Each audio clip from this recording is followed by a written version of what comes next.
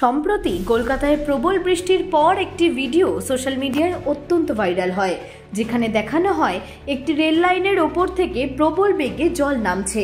ভিডিওটি দেখে অনেকে এটিকে মেঘ ভাঙা বৃষ্টির অর্থাৎ ক্লাউড বার্স্টের দৃশ্য বলে মনে করেন, কিন্তু ইন্ডিয়া টুডে ফ্যাক্ট চেকিং টিমের রিপোর্টে জানা যায় ভিডিওটি আসলে কলকাতার নয়, এটি আসামের গুয়াহাটির একটি ঘটনা। আসামের বিভিন্ন সংবাদ মাধ্যমে প্রকাশিত হয়। যদিও কলকাতায় এই ভিডিও ভাইরাল হওয়ার পর থেকেই সাধারণ মানুষ সেটিকে সত্যি বলে মনে করেন এবং তাদের মনে ক্লাউড বার্স্ট নিয়ে বিভিন্ন কৌতূহলের সৃষ্টি হয়, উঠে আসে অনেক প্রশ্ন। সেই প্রশ্নের সঠিক ব্যাখ্যা পেতে আমরা কথা বলে নিয়েছিলাম আবহাওয়া গবেষক ডক্টর স্বাতী নন্দী চক্রবর্তীর সঙ্গে। তার সঙ্গে কি কথা হয়েছিল শুনে নেব। দেখুন, যে বিষয়টা, এটা আজকাল এআই এর যুগে আমরা দাঁড়িয়ে আছি এবং বিভিন্ন ধরনের টেকনোলজিক্যাল অ্যাডভান্সমেন্টের যুগে আছি। এবার যে মুহূর্তে এই ঘটনাটা হয়েছে, এটা কিন্তু টোটালি যে ক্লাউড বার্স্ট হয়েছে সেইটাকে আমাদের আইএনজির তরফ থেকে কিন্তু পুরোটা আগে থেকে প্রেডিক্টেড বা ডিক্লেয়ার ছিল না। এটা একটা বিপর্যয় হয়েছে। এবং সব থেকে যে বিষয়টা ইম্পর্টেন্ট সেটা হচ্ছে ক্লাউড বার্স্ট বিষয়টা আগে বুঝতে হবে, যে আমাদের এখানে যে ক্লাউড বার্স্টের যে মানে বেসিক্যালি যে প্যাটার্নটা, সেটা কিন্তু একটা মাইক্রো ক্লাউড বার্স্ট।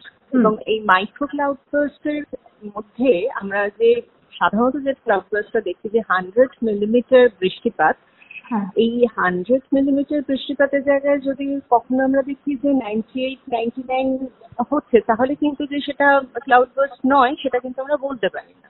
হ্যাঁ, মানে আপনি অ্যাকচুয়ালি ক্লাউড বার্স্ট কি এটা যদি একটু গুছিয়ে বলে দেন। ক্লাউড বার্স্ট হচ্ছে খুব অল্প জায়গার মধ্যে যখন 100 মিলিমিটার বৃষ্টিপাত হয়ে যাচ্ছে খুব অল্প সময়, এই জায়গাটাকেই কিন্তু আমরা ক্লাউড বার্স্টিং বলছি। এবং এই ক্লাউড বার্স্টিং এই কলকাতার ক্ষেত্রে যে বৃষ্টিপাতটা আমরা দেখলাম, যে উত্তর কলকাতা দক্ষিণ কলকাতার মধ্যেও কিন্তু একটা প্যাটার্ন চেঞ্জ হয়েছে। একদম সেটা মূলত হয়েছে কিন্তু আমাদের যে সাইক্লোনিক যে মানে সাইক্লোন এফেক্টটা, সেটাই কিন্তু এই কলকাতার বিভিন্ন প্রান্তেতে তার এফেক্টটা করেছে। কারণ আমরা তো জানি যে বৃষ্টিপাত যখন হয় তার কিন্তু মেঘ যেটা থাকে সেটা হচ্ছে কিউমুলোনিম্বাস মেঘ। এই কিউমুলোনিম্বাস মেঘটা কিন্তু বিভিন্ন স্তরে স্তরে আমরা দেখেছি যে কলকাতার বিভিন্ন জায়গাতে তার মানে ক্লাউড প্যাটার্নটা ডিফারেন্ট ছিল। সেটা পরবর্তীতে অ্যানালিসিস করেও কিন্তু সেটা দেখা যাচ্ছে। এবং সেই কারণে বৃষ্টিপাতের পরিমাণটাও কিন্তু ডিফার করেছে। এবার এই ক্লাউড বার্স্টটা আমরা যেটা দেখি যে পার্বত্য অঞ্চলে যে ক্লাউড বার্স্ট গুলো হয়, তার থেকে তো অবশ্যই সমতল, আমরা জানি যে এটা গাঙ্গেয় অববাহিকা। পশ্চিমবঙ্গের যে কলকাতা হচ্ছে একেবারে কিন্তু মানে গাঙ্গেয় অববাহিকা এটাকে বলা হয়, ডেল্টাইক রিজিয়ন। তো সেইখান থেকে আমরা যখন দেখছি এটার প্যাটার্ন তো অবভিয়াসলি মানে ডিফারেন্ট হবেই, যেটা উত্তর পূর্ব ভারতে যেরকম হয় সেখান থেকে তার প্যাটার্ন অবশ্যই এটা ডিফারেন্ট হয়েছে এবং হচ্ছে, এবং সেটা এখন আমরা দেখছি তার ফ্রিকোয়েন্সিটাও কিন্তু বাড়ছে। আচ্ছা, যে ক্লাউড বার্স্ট হয় এটার কি মেন রিজন কি তাহলে আপনি বলছেন যে ক্লাইমেট চেঞ্জ বা আর্দ্রতা এই ধরনের জিনিসগুলো? দেখুন, ক্লাউড বার্স্টের কিন্তু আমরা যেটা দেখি যে বৃষ্টিপাতের প্যাটার্নটা চেঞ্জ হয়। সাধারণ যে বৃষ্টিপাতটা হয় তার থেকে অনেক বেশি পরিমাণ বৃষ্টিপাত হয়। আর এই বৃষ্টিপাতটা মানে এই যেটা বৃষ্টিপাত হয় সেটা তো আমরা জানি যে এটা ন্যাচারাল, আমাদের জিওগ্রাফিক্যাল সেন্সে যে আমাদের প্রেসিপিটেশনসটা কিন্তু যেটা নামছে সেটা কিন্তু বেসিক্যালি আমাদের জলীয় বাষ্পটা একেবারে, আমরা যেহেতু সমুদ্রের কাছাকাছি জায়গায় থাকি সেখান থেকে পুরো আর্দ্র আবহাওয়াটাকে কিন্তু এই বায়ুটাকে তুলে নিয়ে এসেই এই সাইক্লোনসটা তখন আমাদের যে জায়গাগুলোর ওপর যে মেঘ স্তরগুলো তৈরি হয় সেখান থেকেই কিন্তু বৃষ্টিপাতটা হচ্ছে। এবার সব থেকে বড় কথা হচ্ছে যে এটা কতটা সময় ধরে হচ্ছে এবং কত বৃষ্টিপাত হয়েছে। এই ধরনের বৃষ্টিপাতের পরিমাণটা আমরা যদি একটা লঙ্গার টাইম ধরে হচ্ছে কিন্তু এই বৃষ্টিপাতই হয়েছে, তাহলে কিন্তু সেটাকে আমরা ক্লাউড বার্স্ট বলি না। এবং সেটা যখন একটা খুব কম সময়ের মধ্যে এবং বৃষ্টিপাতের পরিমাণটা অস্বাভাবিক পরিমাণ বেশি থাকে, তখনই সেটাকে আমরা ক্লাউড বার্স্ট বলছি, এবং সেটাকেও আমাদের যে বৈজ্ঞানিক ভাষায় যেগুলো বা ভৌগোলিক ভাষায় যেটাকে এক্সপ্লেন করা হচ্ছে সেটা হচ্ছে 100 মিলিমিটারের বেশি।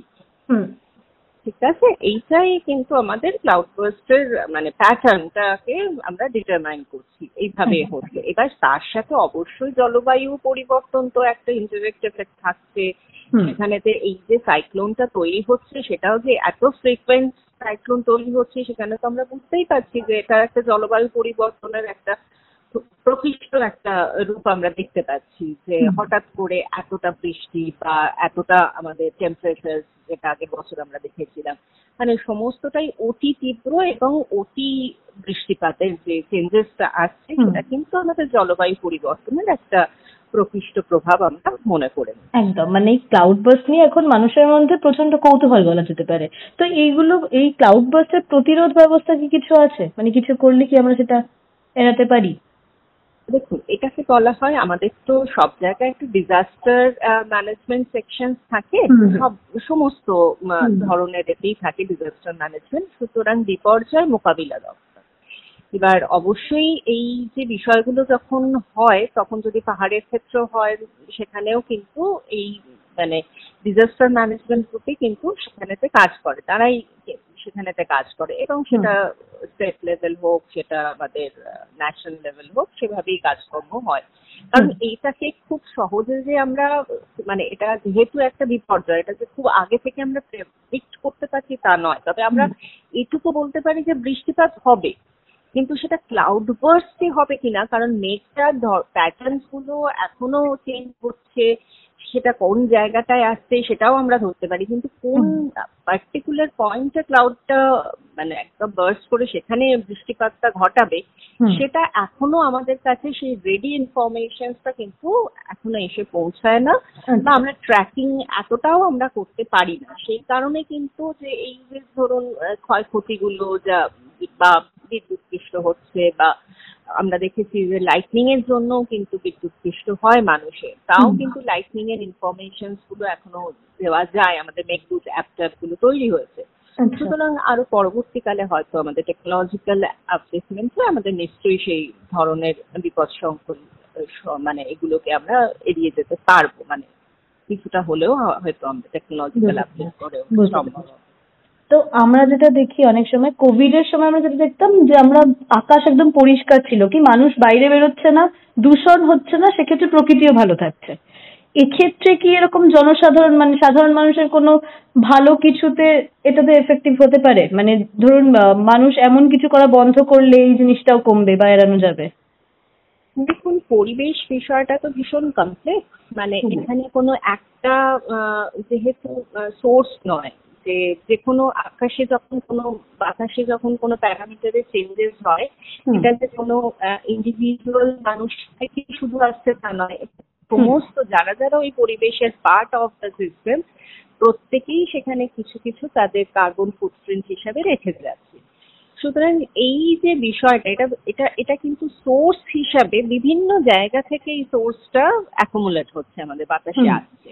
সুতরাং কোনো যদি একটা জায়গা থেকে সেখানেতে অনেক বেশি কার্বনের মাত্রা বেড়ে যায়, বা আমাদের যে আমাদের বাতাসের যে প্যারামিটার্স গুলো আমরা জানি যে gaseous parameter, sulphur die oxide, carbon die oxide, nitrous oxide, এগুলোর মধ্যে হঠাৎ করে কোনো তারতম্য এলো, এবং সেগুলো কিন্তু আমাদের টোটাল যে মানে ক্লাউড প্যাটার্নটা, হাইড্রোলজিক্যাল সাইকেলস গুলো সবকিছুর ওপর কিন্তু একটা তার প্রভাব ফেলে, এবং এগুলো ভীষণ একটা কমপ্লেক্স মানে গবেষণার বিষয়, এবং সেই ডেটাগুলো আমাদের রিসেন্ট ডেজেতে যেভাবে পরিবর্তন আসছে সেটা কিন্তু আমাদের এটাও ইন্ডিকেট করে যে আমাদের বাতাসে পলিউশনস এর মাত্রা বাড়ছে, কার্বনের মাত্রা বাড়ছে, সাইক্লোনিক যে আমরা দেখতে পাচ্ছি যে মানে ফ্রিকোয়েন্সিটা সেটা বাড়ছে।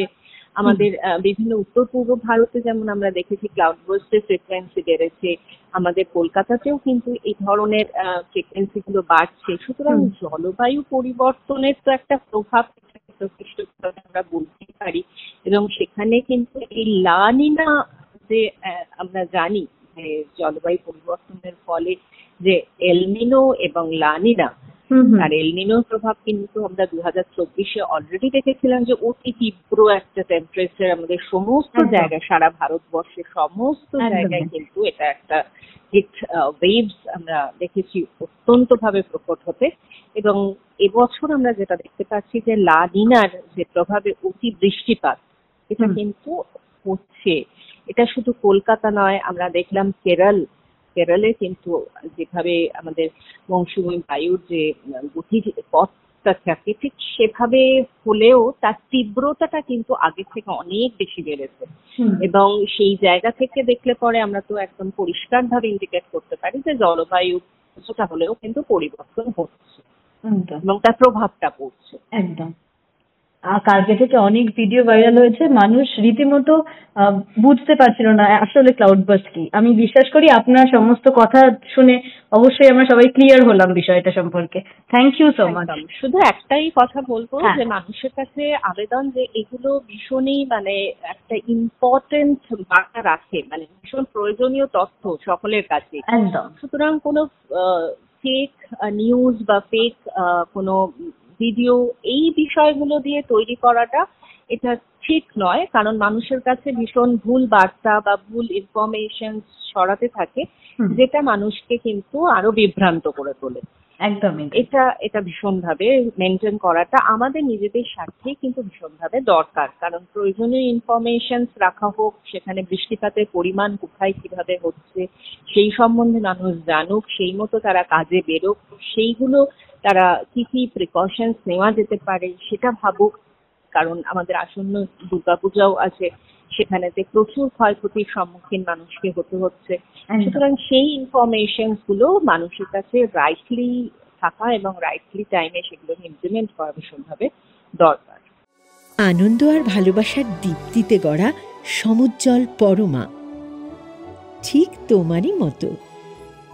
শ্যাম সুন্দর কোম্পানি জুয়েলার্স, আগরতলা, উদয়পুর, ধর্মনগর, কলকাতা।